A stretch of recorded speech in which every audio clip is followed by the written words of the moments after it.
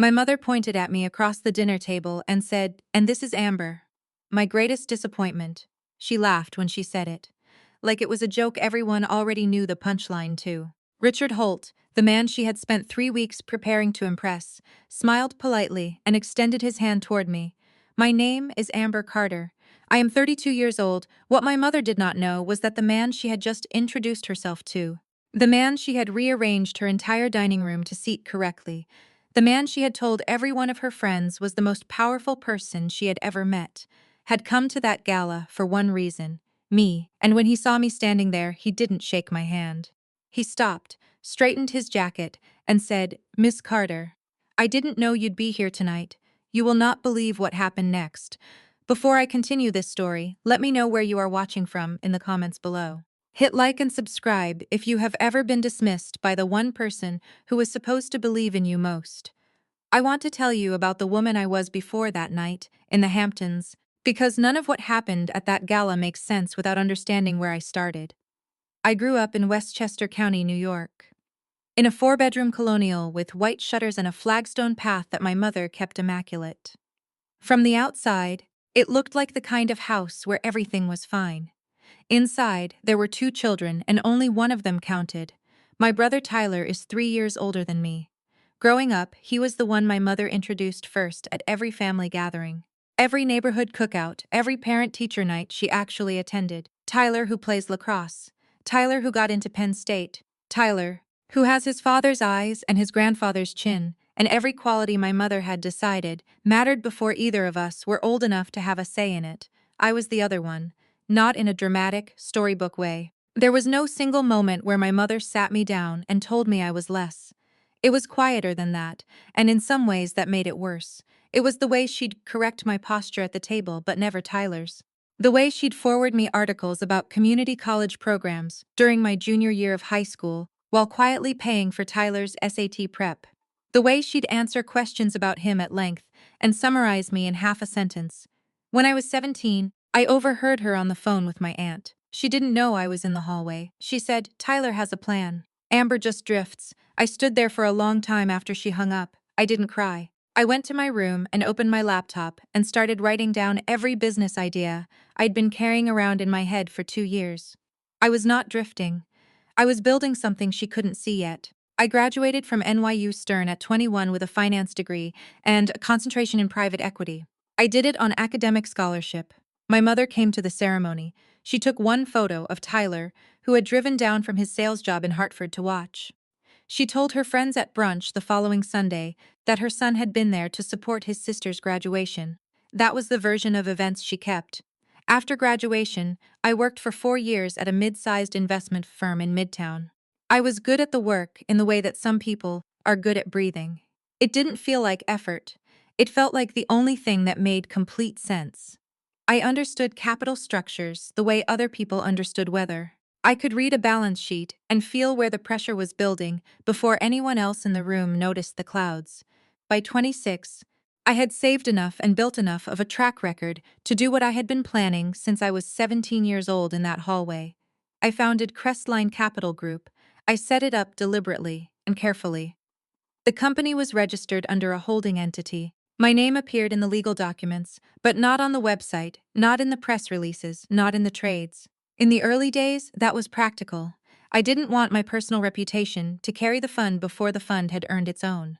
Later, it became something else. It became a kind of protection. A way of operating in a world where people make up their minds about you before you open your mouth, and I had spent enough of my life being summarized in half a sentence. I hired Richard Holt as CEO 4 years after I founded the company. He came from Blackstone. He had a reputation for being rigorous and direct and allergic to nonsense, which were the 3 qualities I had decided I could not run Crestline without. I interviewed him twice by phone and once by video. We had never been in the same room. He knew who I was. He knew my name, my role, my authority. He reported to me every other week on a standing call. He had seen my signature on his employment contract and on every major capital allocation decision the firm had made in 4 years. But he had never seen my face in person. My mother knew none of this.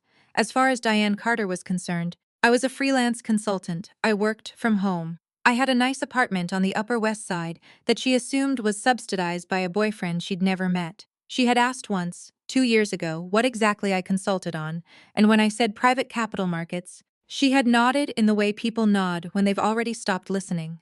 She was not interested in what I did. She was interested in what it looked like, and what it looked like was nothing she recognized as success.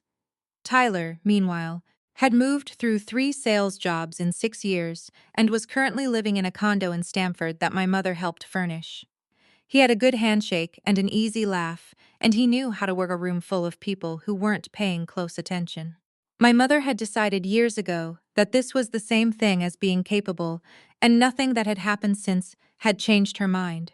The summer before the gala, Tyler had introduced my mother to Richard Holt at a charity luncheon in Greenwich. Richard was there, representing Crestline at a donor table.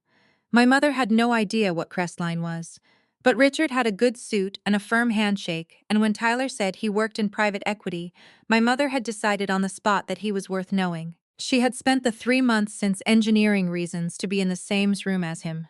She invited him to dinner twice. She mentioned his name in nearly every conversation I had with her after August. She told me, in September, that she was attending the Hartwell Foundation Gala in East Hampton in October, and that Richard Holt would be there, and that she was hoping to deepen the connection.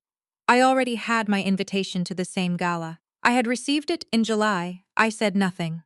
I listened to her talk about Richard Holt for 6 weeks, and I said nothing, and I watched the date on the calendar move closer, and I thought about 17-year-old Amber in that hallway, and I thought about what it means to build something real in silence, and I thought about patience. I have always been good at patience. The dinner happened on a Wednesday in early October, 12 days before the gala.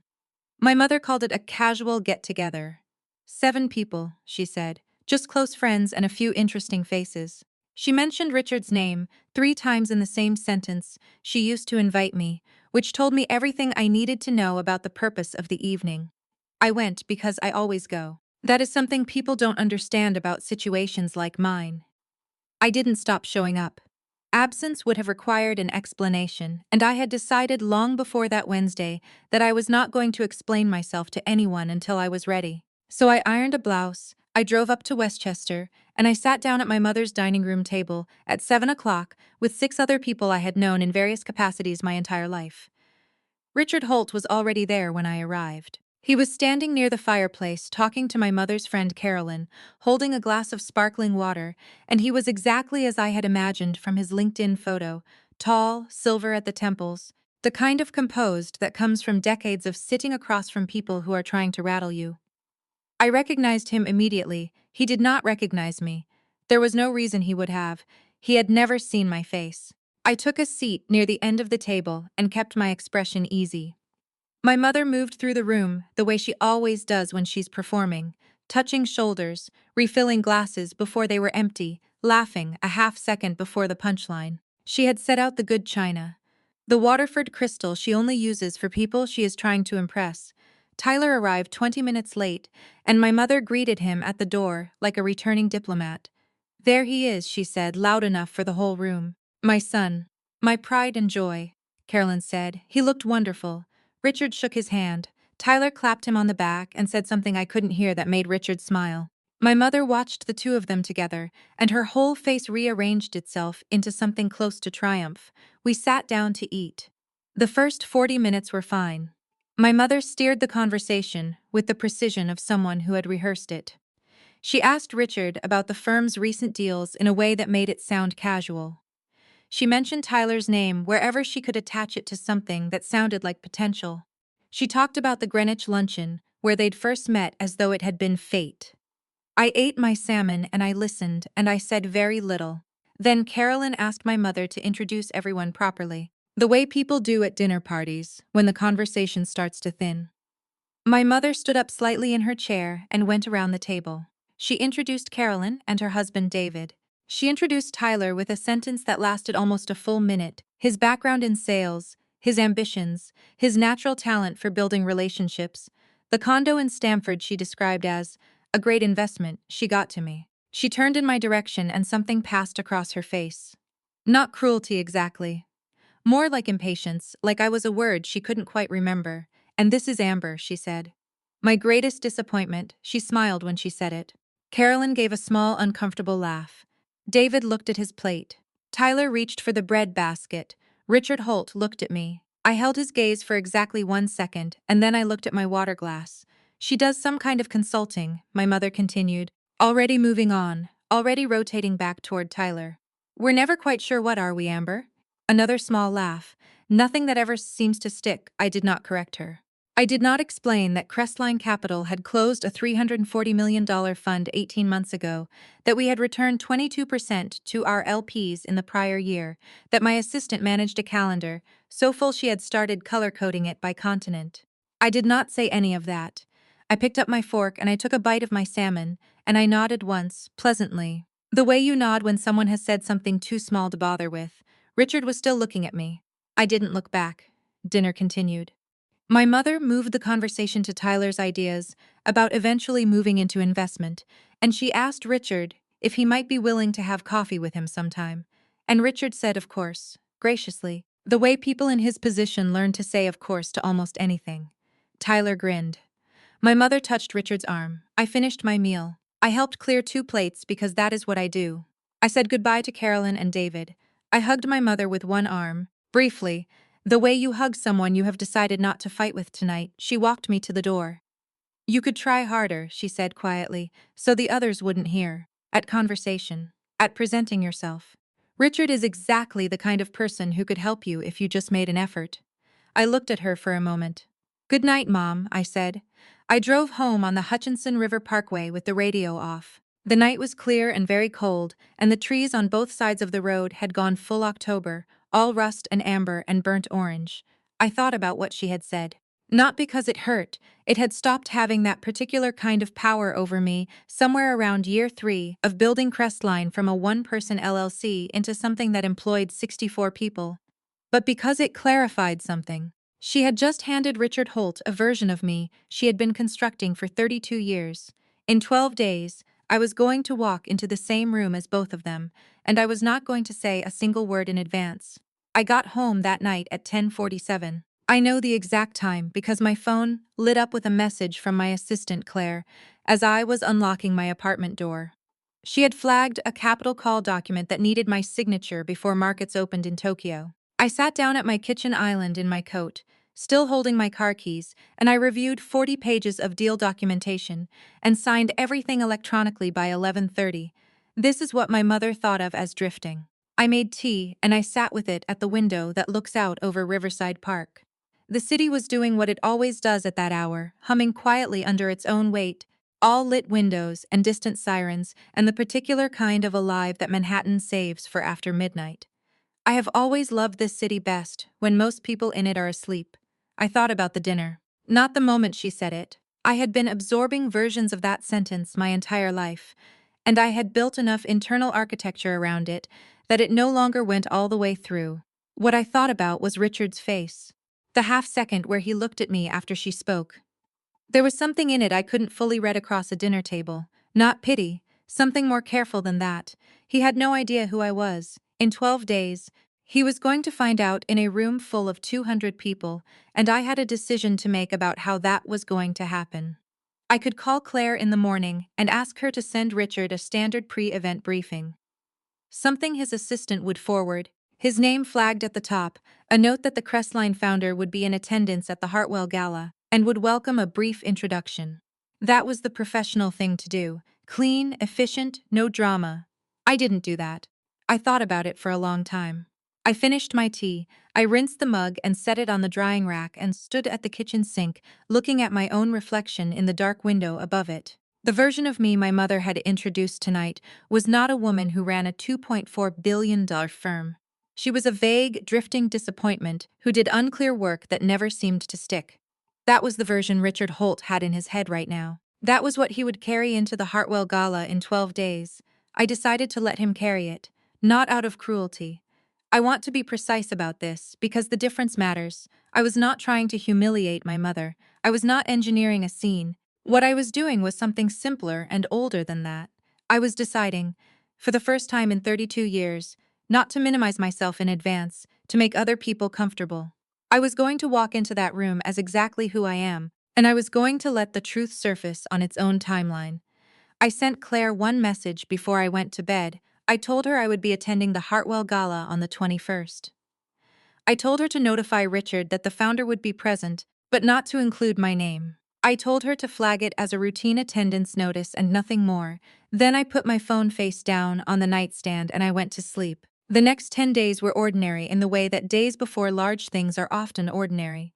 Dense with small tasks, surface-level calm, an undercurrent that I was the only one who could feel.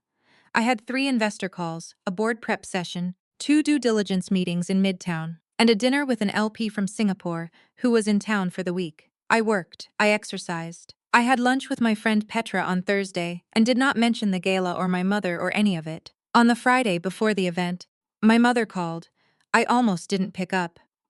I was between meetings and the afternoon was already tight. But I answered because I always answer, and because some part of me was curious what version of Wednesday night she was going to present. "I've been thinking," she said, "and I really don't think you should come to the Hartwell Gala." I moved to the window in my office. 61 floors below, Fifth Avenue was doing its Friday afternoon thing, all yellow cabs and delivery bikes and people who had somewhere to be. "Why not?" I said. "It's a professional event, Amber. Richard will be there. Tyler is hoping to have a real conversation with him, make an impression." "I don't want things to be," she paused, choosing the word, complicated. "Complicated how?" "You know how you get," she said. "Quiet. You make people uncomfortable without meaning to. And honestly, this matters to Tyler, it matters to me. I've worked very hard to build this connection, and I just think it would be better if you sit this one out." I let the silence run for 3 full seconds. "I'll see you at the gala, Mom," I said. I hung up before she could respond. That evening I had the dress pressed that had been hanging in my closet since August. Deep navy, structured shoulders, no jewelry, except the small gold watch my grandmother left me. Simple. The kind of thing that doesn't announce itself until you're already in the room. I confirmed my car for 7 o'clock on the 21st, and I sent Richard's assistant a second, brief note through Claire, not a briefing, not an explanation, just a single line.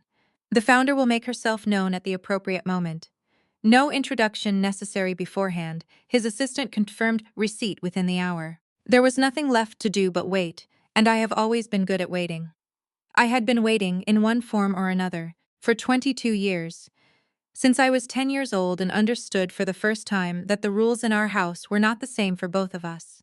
I had learned to be still while I was moving, to build while I was being told there was nothing worth building. 12 days had become 2. In 48 hours, my mother was going to walk into the Hartwell Gala with the story she had been telling about me for 3 decades. I was going to let her tell it one last time.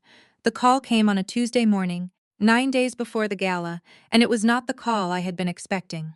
I was at my desk at 7:45, working through a capital allocation memo that Claire had flagged as time-sensitive, when my phone rang with a number I recognized as Crestline's internal legal line. It was Marcus Webb, our general counsel, and his voice had the particular quality it gets when something requires my attention before anything else that day. "We have a situation with the Hartwell Foundation," he said. I set down my coffee. The Hartwell Foundation Gala was not simply a social event. I had known this when I accepted the invitation in July, though I had not mentioned it to anyone outside the firm. Hartwell was one of 3 finalists to receive a $47 million impact investment from Crestline's philanthropic capital arm, a fund we had been building quietly for 18 months, separate from our main vehicle, focused on education infrastructure in underserved communities across the Northeast. The Foundation's board had been in diligence with our team since June. The gala on the 21st was also, unofficially, the night Hartwell's executive director had asked to meet the person behind the investment. They had been communicating with Claire and with Marcus for months. They knew the founder was involved. They did not know my name, my age, or what I looked like. The invitation I had received in July had come through our legal entity, Crestline Capital Group, LLC, with a handwritten note from the executive director asking that the founder attend if at all possible. I had planned to introduce myself that night in the context of the investment, a natural reveal, in a room full of the foundation's major donors and board members. Clean, professionally appropriate. The kind of moment that speaks for itself. What Marcus was calling to tell me was that the Hartwell board chair, a woman named Eleanor Voss, 71 years old, former federal judge, the kind of person whose name appeared on buildings, had asked Richard directly at a pre-gala donor briefing that morning whether he could confirm the Crestline founder would be present at the event. Richard had said yes. Eleanor Voss had then said, and Marcus was reading from an email Richard had forwarded within the hour. I want to be prepared to greet her properly. We owe her that much at minimum. What can you tell me about her? Richard had forwarded the email to Marcus with one line appended at the bottom. Please advise. I want to handle this correctly. I read the forwarded chain on my phone. Then I read it again. This is the part I had not fully anticipated. Not that the gala would matter professionally. I had always known that, but that the two worlds were going to be in the same room in a way I had not entirely mapped out. My mother and Eleanor Voss and Richard Holt and the Hartwell board and 200 guests, and somewhere in the middle of all of it, the version of me my mother had been narrating for 32 years, and the version of me that had just committed $47 million to rebuild elementary schools in 4 states. I sat with that for a moment, then I called Richard directly. It was the first time we had spoken by voice in 6 weeks, and the first time I'd called him rather than the reverse. He picked up on the second ring. Ms. Carter, Richard, I said, I want to walk you through something before the 21st. There was a brief pause. Not surprise exactly, more like recalibration. Of course, he said. I'm listening, I told him about my mother. Not the history, not the decades of small diminishments, not the dinner on Wednesday, just the relevant facts. Stated plainly, that Diane Carter was a guest at the Hartwell Gala, that she had introduced me to him at a private dinner without knowing my professional identity, that she believed me to be a freelance consultant of no particular significance. Richard was quiet for a moment after I finished. She introduced you as her daughter, he said. Not a question, she introduced me as her greatest disappointment, I said. Those were her exact words, another pause. Longer this time, I see, he said. I'm not asking you to manage the situation, I told him. I'm asking you to respond naturally when you see me. Whatever that looks like, naturally, he repeated. If you recognize me, respond to who I am. That's all. Understood, he said. And then, after a moment, Miss Carter, for what it's worth, I did notice something at that dinner. I wasn't sure what I was noticing. I didn't ask him to explain that. I thanked him for his time and I ended the call. I sat back in my chair and looked at the ceiling for a moment. Outside my office window, the city was fully awake now, all light and motion and the particular noise of a Tuesday morning in October. Somewhere across the park in Westchester, my mother was probably having her second cup of coffee and telling someone about the gala, about Richard, about Tyler's prospects. I thought about what Richard had said. I did notice something. I wondered what it had looked like from his side of the table. A woman being summarized in a sentence by her own mother, nodding pleasantly, reaching for her water glass, not flinching. I wondered if he had spent the drive home thinking about it the way I had spent mine. I pulled the capital allocation memo back in front of me, and I finished it before 9. I had work to do. I had always had work to do, and I had always done it. And in 9 days I was going to walk into the Hartwell Foundation Gala as the persons who had spent 4 years building something real, while everyone who was supposed to know me best looked in the wrong direction entirely. Eleanor Voss wanted to greet me properly. In 9 days, she was going to get the chance, and so, whether she had planned for it or not, was my mother. My mother called on a Thursday, 6 days before the gala, at 8 in the morning. I was on the treadmill in my building's gym, 40 minutes into a run, earbuds in, watching the sun come up over the Hudson through the floor-to-ceiling windows. I let it go to voicemail. She called again 4 minutes later. Then a third time, I slowed to a walk and answered. Tyler told me something last night, she said. Skipping hello entirely, he said. You told him you were definitely going to the gala, that you refused to consider staying home. I had not spoken to Tyler about the gala. Tyler had not called me, which meant my mother had spoken to Tyler about the gala, had told him her version of our Friday phone call, and was now presenting his reaction as independent corroboration of her position. I didn't refuse anything, I said. I told you I'd be there, Amber. Her voice dropped into the register she uses when she wants to sound reasonable while being anything but. I am asking you, as your mother, to please think about what you're doing. This event matters. It matters to Tyler's future. Richard has agreed to have breakfast with him the following week, and I don't want anything disrupting that momentum. I stepped off the treadmill and walked to the water station. Tyler's breakfast with Richard isn't connected to whether I attend a gala. Everything is connected, she said. You know how you come across, Amber. You're closed off. You make people wonder about you. I have worked very hard to present this family in a certain light, and I need you to respect that. I filled my water bottle. I took a long drink. Here is what I did not say. That Richard Holt's breakfast with Tyler was going to happen, or not happen, entirely independent of anything my mother engineered. Because Richard Holt's professional schedule was ultimately routed through a calendar that Claire managed on my behalf. I did not say that. I did not say any of it. I'll see you at the gala, Mom, I said. Same words as Friday, she exhaled sharply. You're being selfish. Drive safely, I said. It's supposed to rain on the island that weekend. I hung up and finished my water and went back upstairs to shower. The following Tuesday, 2 days before the event, Tyler texted me directly. This was unusual enough that I read the message twice. Hey, Mom mentioned you're coming Saturday. Just want to give you a heads up. I'm working something with Richard that's pretty important to me. If you could just kind of stay in the background, that'd be great. No offense. I stared at the message for a long moment. My brother, 41 years old, asking his 32-year-old sister to stay in the background at a charity gala. I typed back, see, you there, Tyler, and left it at that. What I want to tell you. Because I think this matters, and I think some of you watching this will understand it in your bones, is what that week felt like from the inside. People imagine that having something to reveal makes the waiting easy. They think the knowledge itself is protective. But it isn't like that, or at least it wasn't for me. What I felt that week was not confidence. It was something quieter and harder to name. A kind of steadiness that had nothing to do with what was about to happen at the gala, and everything to do with what had already happened in the years before it. I had built Crestline in the years when my mother was forwarding me community college brochures. I had closed my first fund in the year Tyler got his second sales job. I had hired 64 people and returned capital to investors, and restructured 2 portfolio companies and committed $47 million to rebuild schools, all while being summarized at dinner parties as the one who never quite figured it out. The gala was not going to change any of that. It had already happened. The only thing changing on the 21st was who was going to know about it. Does that make sense?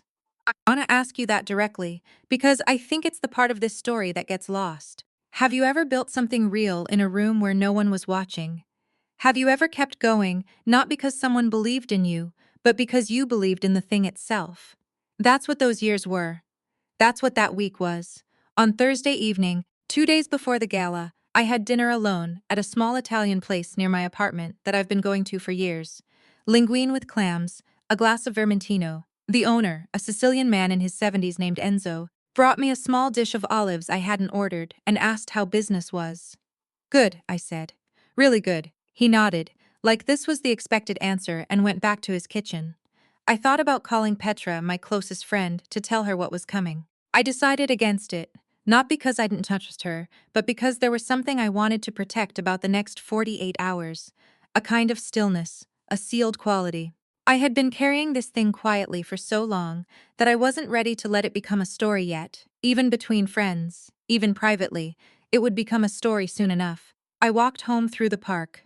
The night was cold, and the leaves were entirely gone now, the trees reduced to their actual shapes, all bone and branch and honest structure.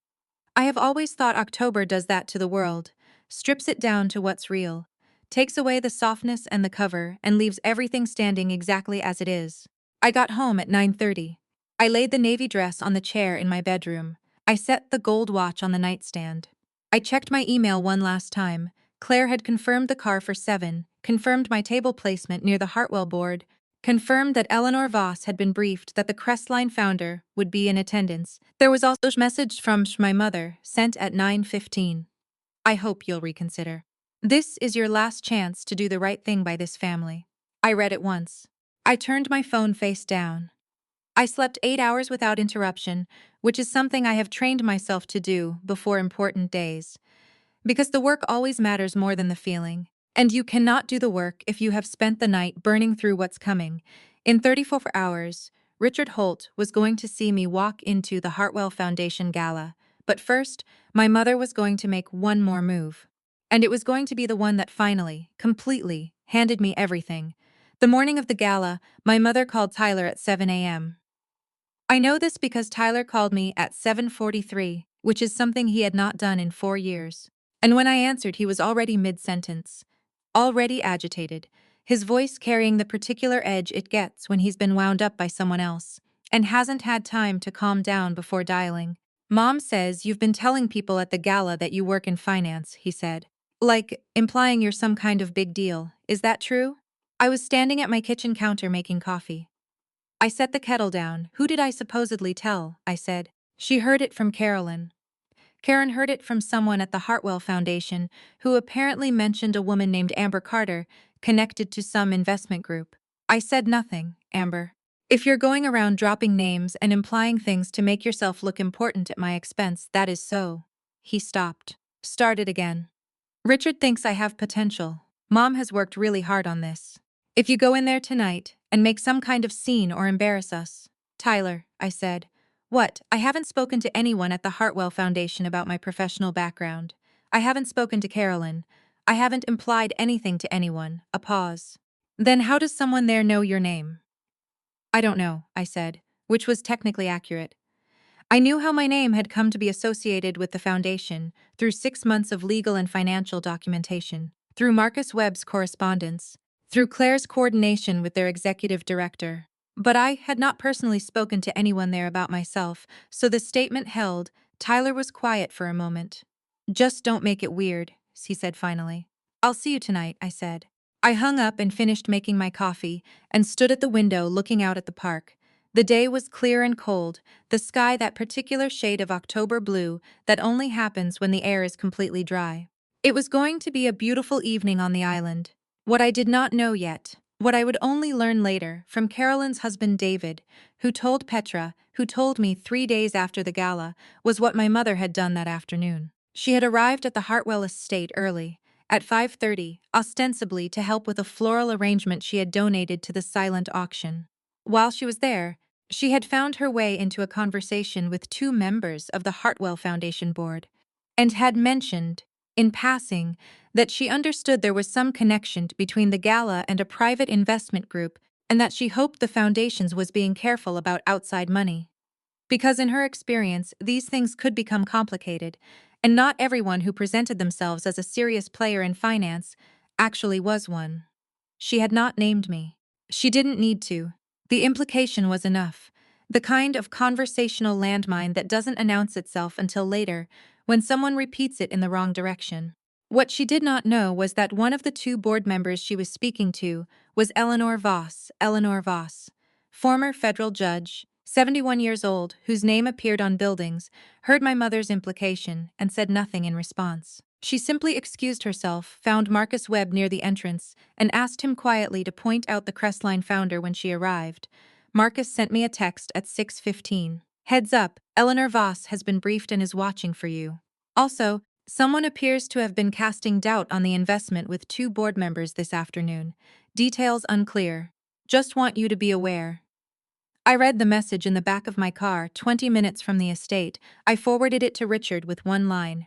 Proceed as normal. I'll handle it. I put my phone in my clutch and looked out the window at the Long Island Expressway, giving way to the quieter roads of the Hamptons, the old trees and the stone walls and the houses set back from the road, lit from within. I thought about my mother at 5:30 in that room, working the edges of a situation she didn't understand, dropping insinuations about money and credibility and seriousness to a woman who had spent Bolshani affairs on the federal bench, separating fact from implication. She had walked into a room and questioned my credibility to Eleanor Voss, who was waiting to greet me. There are moments in life where you realize that the people who underestimate you have done more to build your case than you ever could have done alone. I have thought about that often since the gala, the way my mother, in trying to protect Tyler's position and manage my image, had instead handed Eleanor Voss a reason to pay very close attention to what happened when I walked through the door. Had made the moment, when it came, not just a professional introduction, but a vindication that the room was already primed to witness. I did not plan that part. She did. The car pulled through the gate of the Hartwell estate at 7:18. The house was a gray-shingled Hamptons colonial set on 4 acres, lit with warm outdoor lighting and the kind of understated elegance that signals old money without announcing it. 2 valets, a string quartet audible from the driveway, the particular smell of autumn on the island, salt air and cut grass and something faintly burning, wood smoke from a fireplace somewhere inside. I stepped out of the car, I smoothed the front of the navy dress. I checked the clasp on my grandmother's watch. I walked up the stone steps toward the entrance, and the door opened, and the warmth and the noise and the light of 200 people came out to meet me, and I stepped inside. And across the room, standing near the Hartwell board table with a glass of red wine, Richard Holt turned and saw my face for the first time. He went very still. I watched him process it. The dinner, the dining room table, the woman his employer had introduced as her greatest disappointment, now standing in the entrance of the Hartwell Foundation gala in a navy dress and her grandmother's watch, completely calm, looking directly at him. He set his wineglass down on the table behind him, and he started walking toward me. He crossed the room in 12 steps. I counted.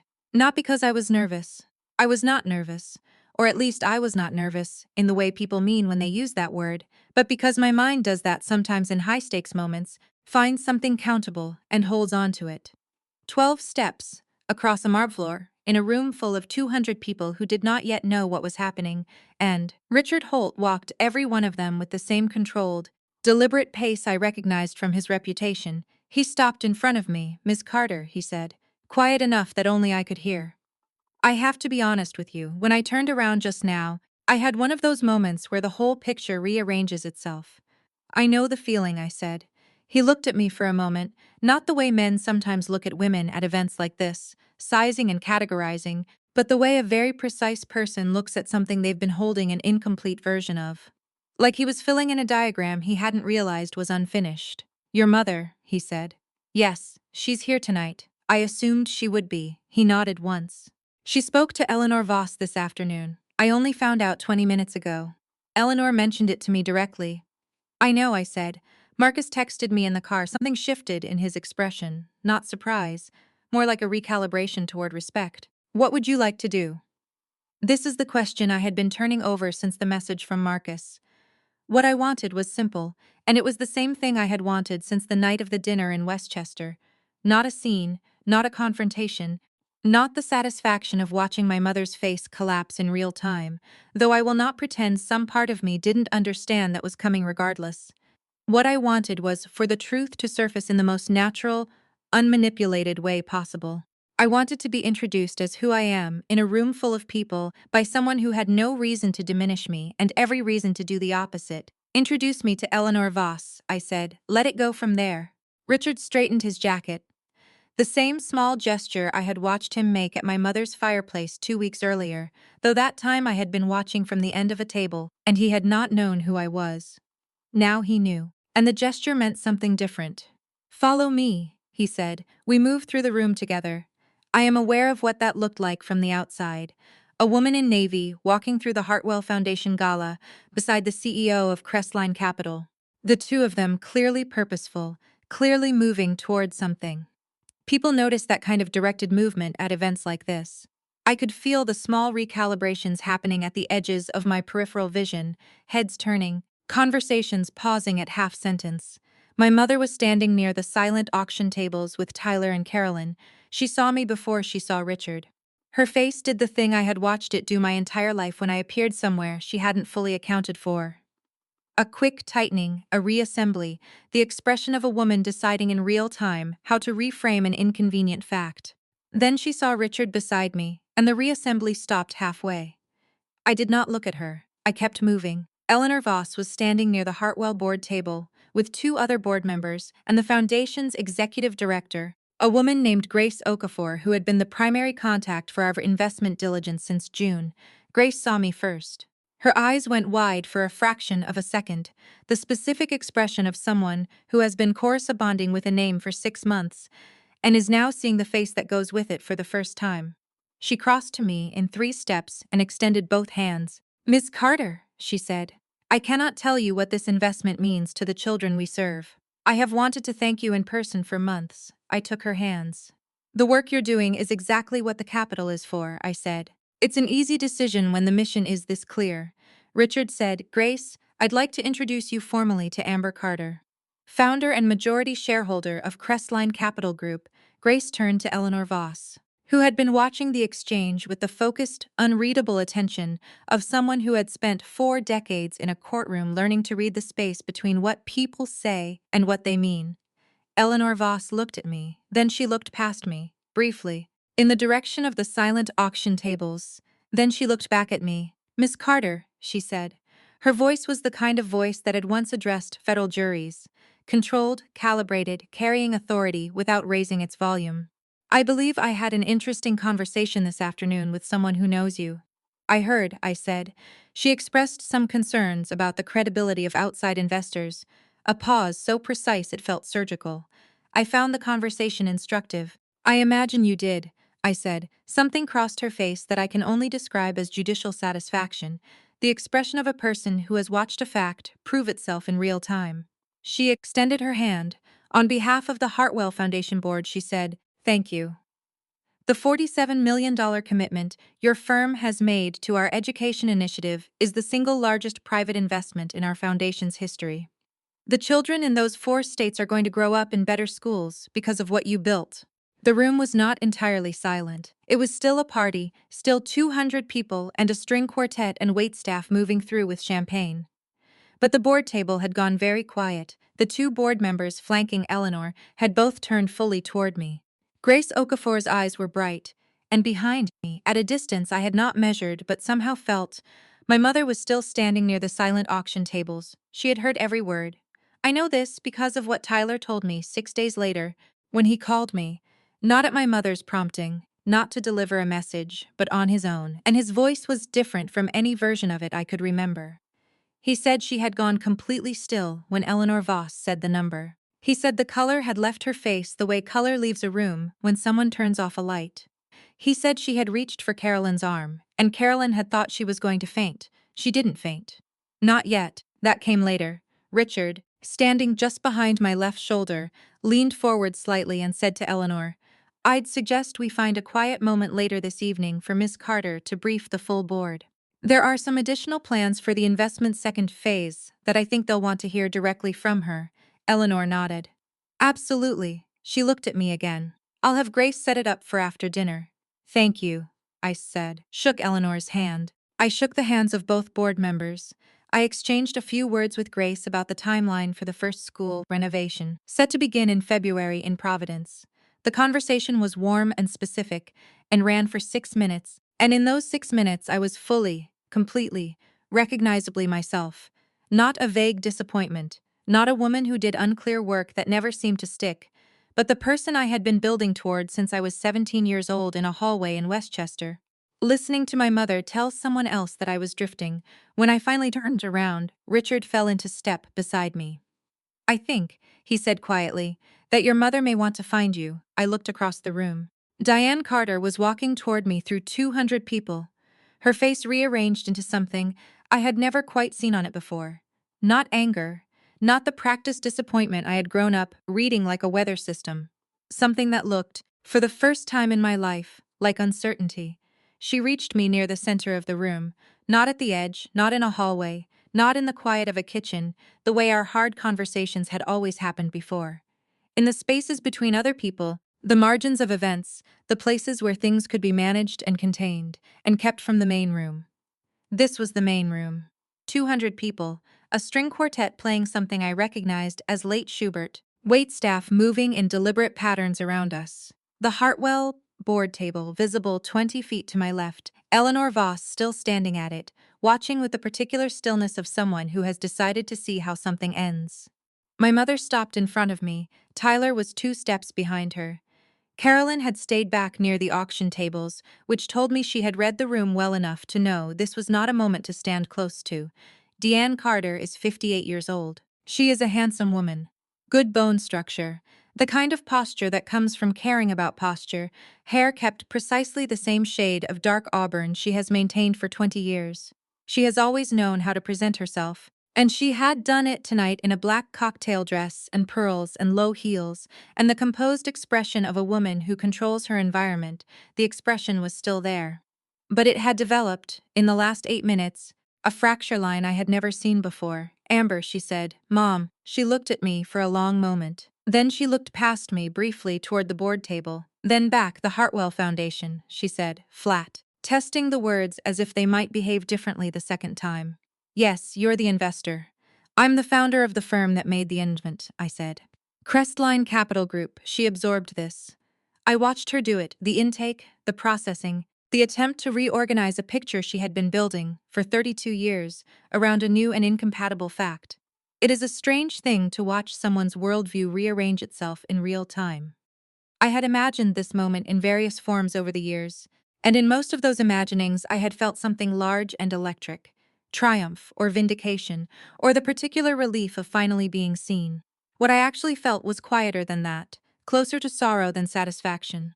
The kind of feeling you get when something you have been hoping for finally arrives and you realize the hoping was the larger part of it.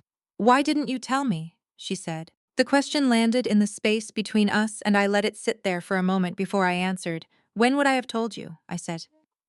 Not unkindly, genuinely. At the dinner, when you introduced me as your greatest disappointment. On the phone when you asked me to stay home. When you told me I make people uncomfortable without meaning to. Her jaw tightened. I was trying to protect Tyler, she said. I know, I said. You've been trying to protect Tyler my entire life. I understand that. But somewhere along the way, it stopped being about protecting him and started being about making sure I took up less space. And I stopped being willing to do that a long time ago. Tonight is just the first time you've been in the room to see it. Tyler made a sound, not a word, just a sound, somewhere between a scoff and an exhale. Amber, Tyler, I said, turning to look at him directly. Richard's breakfast with you next week is still on.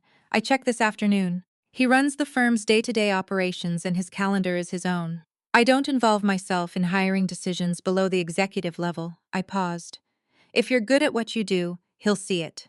If you're not, no amount of positioning is going to change that. Tyler opened his mouth, closed it. A waiter appeared at my elbow offering champagne. I took a glass. My mother did not.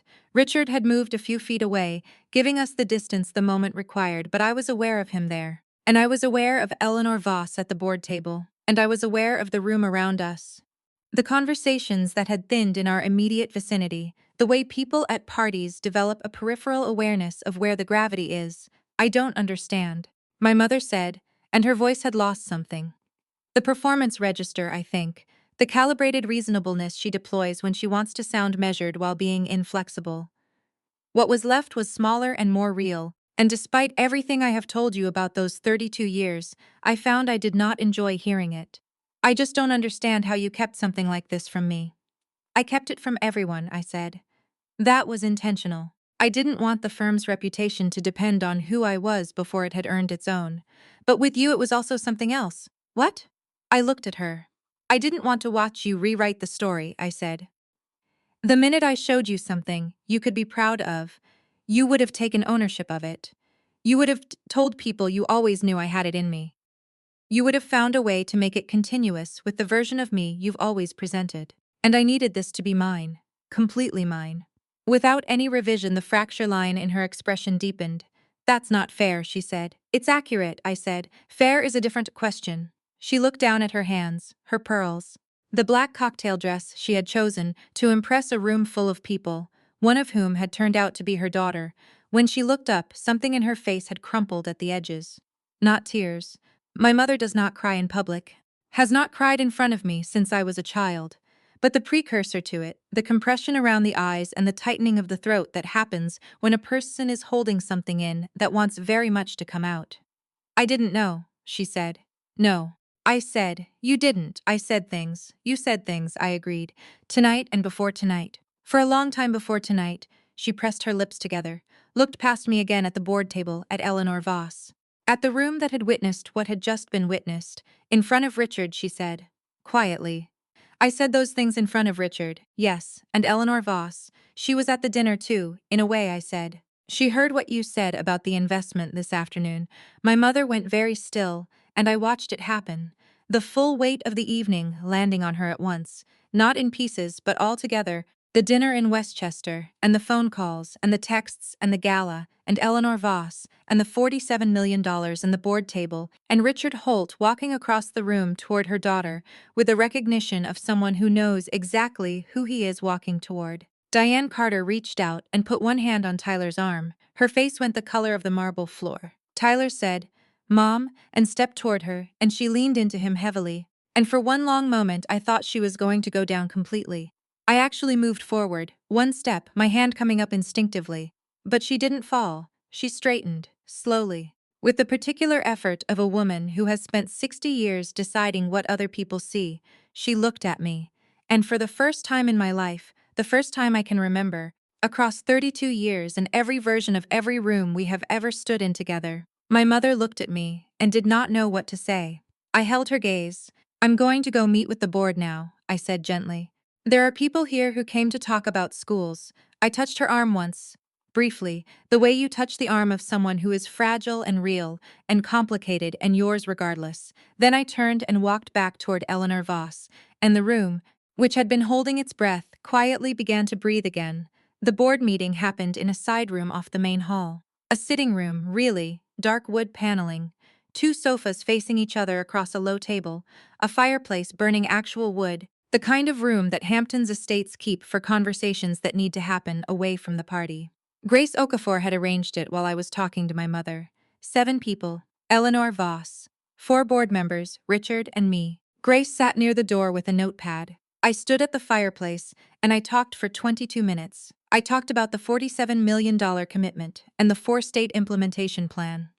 I talked about Providence, where the first school renovation was scheduled to break ground in February, and about the 3 additional sites in Newark, Baltimore, and Bridgeport.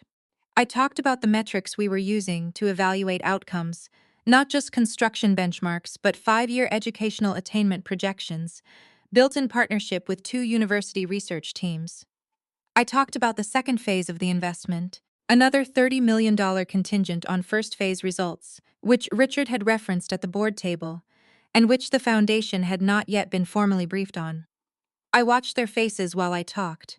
Eleanor Voss watched me with the focused, unblinking attention she had probably used on witnesses for 4 decades. And partway through the Newark section, her expression shifted from assessment into something that looked like quiet conviction. The board member to her left, a man named Gerald Park, who had made his money in commercial real estate and served on the foundation for 11 years, stopped taking notes and simply listened, which is the thing people do when they've moved past evaluating and started believing. When I finished, Eleanor asked 3 questions. They were precise and prosecutorial, and I answered all of them directly with numbers, without hedging. She nodded after each one, not performatively, the nod of a person filing a confirmed fact. At the end she said, "Miss Carter, I want to say something on behalf of this board." "Please," I said. "The conversation I had this afternoon, the one I mentioned earlier, it gave me pause. Not because I found it credible, but because it reminded me that the work we do here depends entirely on being able to distinguish between people who are serious and people who are performing seriousness." She paused. "You are clearly serious. And I am sorry that you had to walk into this room tonight having been characterized otherwise, even in passing, by someone who should know better." The room was very quiet. "Thank you," I said. "I appreciate that." She extended her hand across the table. I shook it.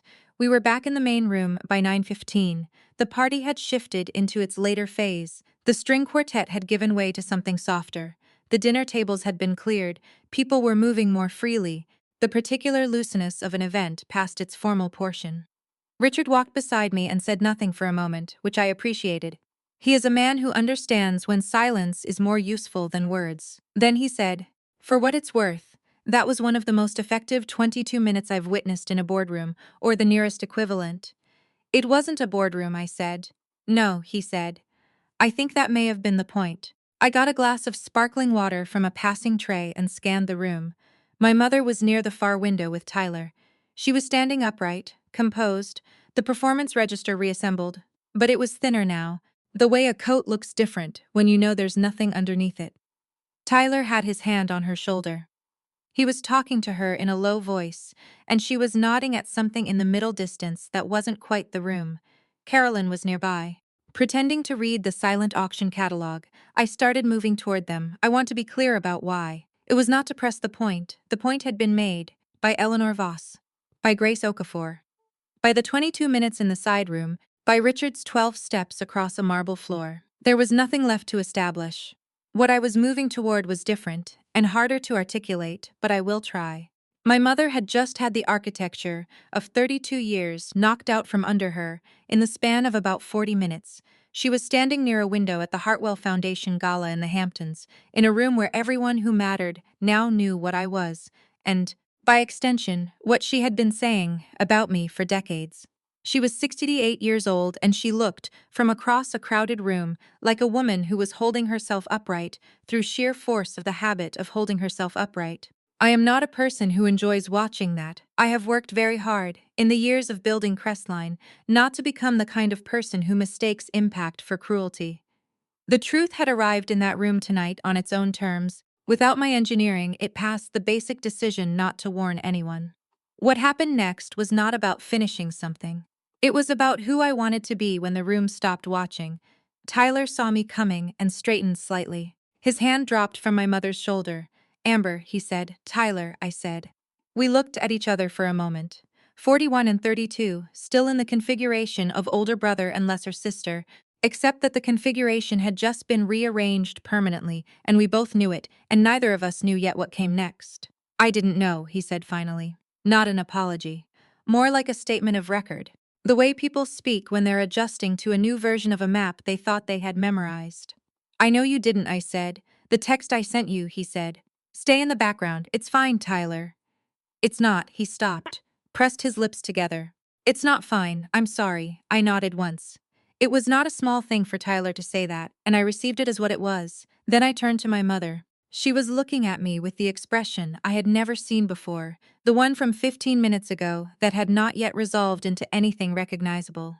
Up close, it was more complex than it had looked from across the room. There was embarrassment in it, which I had expected.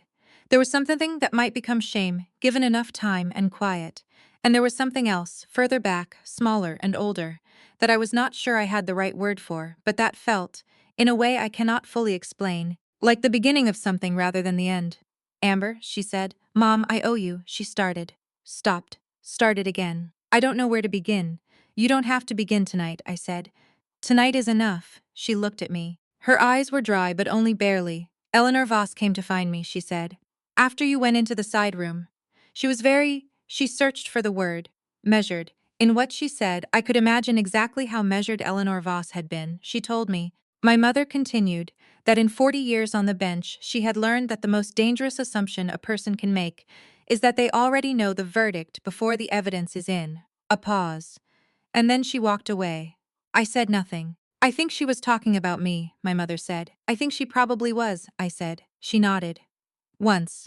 Slowly. The way a person nods when they are accepting something that costs them something real. Then something happened that I was not prepared for. My mother reached out and put both hands around my right hand, the way she used to when I was very small and she was guiding me across the street, and she held it for a moment without saying anything. And in that moment I felt the full weight of 32 years. Not just the diminishments and the comparisons and the phone calls, but also every version of the woman standing in front of me that I had never been allowed to see clearly. All the fear and the limitation and the love that had expressed itself so badly for so long. I did not pull my hand away. I stood with her in the quiet near the window at the Hartwell Foundation Gala, with the party moving around us, and I held on. Then my phone buzzed in my clutch. Claire with a message that a Tokyo LP had questions about the Providence timeline that needed answers before their morning. I squeezed my mother's hands and let go. "I have to work," I said. She almost laughed. Almost. The beginning of it crossed her face before she caught it, and it was the most genuine thing I had seen from her in years. "Of course you do," she said. I found a quiet corner near the coat room, and I spent 20 minutes on my phone answering questions about school construction timelines for a man in Tokyo who was investing in elementary schools he would never visit, because that is the work, and the work does not stop because your mother finally saw you. When I came back into the main room, Richard was waiting near the entrance. "Ready?" he said. "Yes," I said. We walked out into the Hamptons night together, and the air was cold and clean and very still, and behind us the lights of the Hartwell estate burned warm against the dark, and somewhere inside it my mother was learning, for the first time, what her daughter had built. 6 months later, the first school in Providence opened. I was there for the ribbon cutting, on a Thursday morning in April, standing on a sidewalk in the Fox Point neighborhood with Grace Okafor and 3 members of the Hartwell Bard and the school's principal, a woman named Dr. Renata Solis, who had been teaching in that building for 19 years and had watched it deteriorate around her students for most of them. The new structure rose behind us. Same footprint, entirely rebuilt. New windows and new wiring, and a gymnasium that actually had a floor that didn't buckle in the corners, and a library with books that had been published in the last decade. Dr. Solis cut the ribbon with scissors that had a red bow on them because one of the second graders had insisted. And when the doors opened and the children went in for the first time, she put her hand over her mouth and stood very still for a moment. And I looked away to give her the privacy of it. That is what $47 million looks like on a Thursday morning in April. I have thought about the gala every day since October. Not obsessively, I am too busy for obsession, and the work has a way of pulling you forward, whether you are ready or not. But in the way that significant things stay present. A recalibration you keep returning to, not because it changed what you were doing, but because it changed who knew about it. And it turns out that matters more than I had accounted for. In the weeks after the gala, several things happened. Eleanor Voss called me personally to discuss the second phase of the Crestline investment. We spoke for 40 minutes. At the end of the call, she said, "I hope we'll work together for a long time," and I said I hoped the same, and I meant it completely. Gerald Park, the board member who had stopped taking notes during my Providence presentation, reached out through Richard to ask if I would consider joining the Hartwell Foundation Advisory Board. I said yes. I now spend one Saturday a month in a room with people who are serious about the same things I am serious about, which is rarer than it should be, and I do not take it for granted. Richard and I met in person for the first time in an actual conference room the week after the gala, and he arrived with a full briefing prepared, as though the prior 4 years of phone calls had been orientation, and this was the first real day. I found this funny in a way I did not fully explain to him. We have since settled into the working relationship I had always wanted. Direct, efficient, built on mutual respect and a shared understanding that the work is the point. Tyler called me 8 days after the gala, as I told you. He was different on that call, not transformed. Tyler is Tyler, and the habits of 41 years do not dissolve because your sister turned out to be someone you hadn't accounted for. But something in him had shifted toward honesty, and honesty is a place you can begin from. He did have breakfast with Richard. Richard told me afterward that Tyler was engaging and personable and that he would keep him in mind for a business development role if one opened at the right level. I said that seemed fair. Tyler is currently in conversation with Crestline's HR team. I have not intervened in any direction. Whatever happens will be based on what he actually brings to the table, which is the only foundation worth building anything on. My mother is harder to summarize neatly, and I want to be honest about that, because I think the neat version would be a disservice to both of us. She called me the Monday after the gala. She had clearly prepared what she wanted to say. I could hear it in the pacing, the deliberateness, the way she moved through her sentences with more care than she usually does. She said she was sorry. She said she had spent the weekend thinking about things she had said over the years, not just at the dinner and on the phone, but further back, and that she understood for the first time that some of them had been cruel in ways she had told herself were not cruel. She said she did not expect me to simply move past it because she had said sorry, and she said she was willing to work on it if I was willing to give her the chance. I listened to all of it without interrupting. Then I said, "I'm not starting over, Mom. I'm not pretending the last 32 years were different than they were. But I'm willing to try something new from here." On one condition, she asked what the condition was. "You tell me who I actually am," I said. "Not who Tyler is, not who you wish I'd been. When you talk about me, to Carolyn, to your friends, to anyone, you tell them the truth. Not the whole truth if you don't want to, but not the version you've been telling. That version is retired?" A long silence. "Okay," she said. "It is not a fairy tale resolution. I want to be clear about that. We are not suddenly close in the way I might have wanted when I was younger. There are decades of patterns between us that a single conversation and a single gala cannot undo. But we have had dinner twice since October, just the two of us, at a restaurant in Westchester that is neutral ground, and both times she asked me real questions and listened to the real answers, and did not redirect to Tyler once. It is a beginning. Thin and careful and real. 3 months after the gala, Crestline Capital was covered for the first time in a major financial publication. A profile, 3,000 words, with my name and photograph.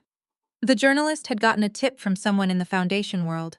I have my suspicions about who, and those suspicions rhyme with Eleanor Voss, and had spent 6 weeks requesting an interview before I agreed. My mother saw the article the morning it ran.